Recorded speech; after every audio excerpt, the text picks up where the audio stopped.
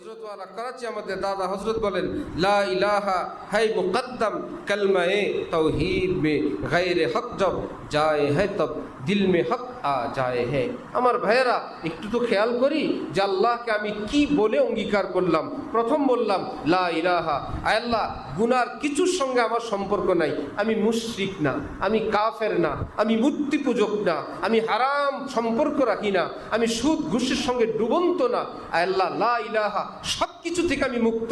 আল্লাহ পাক বলেন, আয়সা এইরকম বান্দা যদি হয়, আমার নূর এবং তাজাল্লি বর্ষণ তো তার জন্যই। ঠিক আছে, তোমাকে পারমিশন দিলাম, তুমি আমাকে দাওয়াত দাও। বান্দা তখন বলে ইল্লাল্লাহ, এবার আপনি আসেন।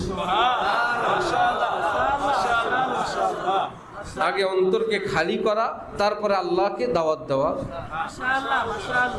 অন্তরের মধ্যে ভূতের বাসা, আল্লাহকে দাওয়াত দিলে সে অন্তরে আল্লাহ আসেন না। কুফরির বাসা আসে না, শিরকের বাসা আসে না, মূর্তি পূজার বাসা আসবে না, হারাম লানতের বাসা সেখানে আসবে না। ও আল্লাহ পাক নিজের নূর বর্ষণ করবেন। আমি আপনি তো আপনার একটু জমজমও দিব না ময়লা বোতলে।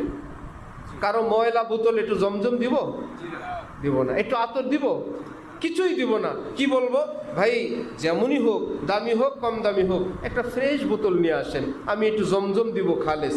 ভাই মক্কা শরীফ থেকে আনা জমজম, ভাই বড় দামি আতর, দামি বোতল হোক কম দামি হোক, কমপক্ষে সাফ সুতরা একটা বোতল আনেন, আমি আপনাকে আতর দিব। আল্লাহ পাকের তাজাল্লি আমি চাইবো, আল্লাহর জাতকে চাইবো। আল্লাহ আপনি আসেন কোথায়? ময়লা অন্তরে, শিরকালো অন্তরে। আল্লাহ পাক আগেই শর্ত লাগাইলেন, বলো তোমার অন্তরে আর কেউ আছে? বান্দা বলে লা ইলাহা, কেউ নেই। এবার আল্লাহ পাক বলেন, ওকে আমি আসতেছি। ইল্লাল্লাহ।